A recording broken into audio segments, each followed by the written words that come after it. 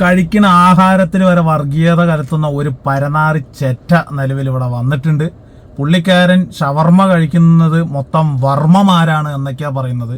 അങ്ങനെ ഒരു വിഷം കുത്തിയ ഒരു പരനാറി ഇതവിടെ വന്ന് കിടന്ന് ചലിക്കുന്നത് നിങ്ങളൊന്ന് കേൾക്കും.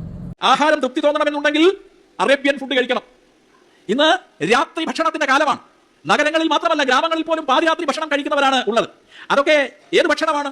ആ ഭക്ഷണങ്ങളുടെ ഒന്നും പേര് നമുക്ക് ഇവിടെ ഇപ്പോൾ ഓർത്തെടുക്കാൻ പോലും പറ്റില്ല. കരിഞ്ഞ മാംസത്തിന്റെ ഗന്ധം, മാംസം കഴിക്കുന്നത് തെറ്റാണെന്ന് ഞാൻ പറയുന്നില്ല കേട്ടോ, പക്ഷേ കരിഞ്ഞ മാംസത്തിന്റെ ഗന്ധം, രൂക്ഷമായ തീഷ്ണമായ ഗന്ധം നമ്മുടെ നാസാദ്വാരങ്ങളെ തുളച്ചുകൊണ്ട് കടന്നു പോകുന്നു. നമ്മുടെ തെരുവുകളിലൂടെ സഞ്ചരിക്കുമ്പോൾ ഒരു ശ്മശാനത്തിലൂടെ കടന്നു പോകുന്ന പ്രതീതിയാണ് ഇന്ന് നമ്മുടെ കേരളത്തിലെ തെരുവിലൂടെ വൈകുന്നേരം സഞ്ചരിച്ചാലുള്ളത്. അവിടെ നമ്മൾ ശവവർമ്മയാണ് കഴിക്കുന്നത്. ചിലരതിന് ഷവർമ്മ എന്ന് പറയുന്നുണ്ട്. കഴിക്കുന്നത് വർമ്മയാണ്, കഴിക്കുന്നത് ശവമാണ്. അതുകൊണ്ടാണ് അതിന് ശവവർമ്മ എന്ന പേര്. കേരളത്തിൽ ഷവർമ്മ കഴിച്ച് അനേകം പേര് മരിച്ചു. അതിലൊരു മുഹമ്മദ് ഇല്ല, അതിലൊരു ആയിഷ ഇല്ല, അതിലൊരു തോമസ് ഇല്ല, പക്ഷെ അതിൽ വർമ്മ ഉണ്ടായിരുന്നു. അതുകൊണ്ടായിരിക്കും പക്ഷേ അത് ഷവർമ്മയായിരുന്നു. ഈ ആക്രമണം മൂത്ത് പണ്ടാറടങ്ങാൻ ഇത് പോയി തിന്ന് ചാകുന്നവരുടെ പേര് ഹിന്ദു എന്നാണ്.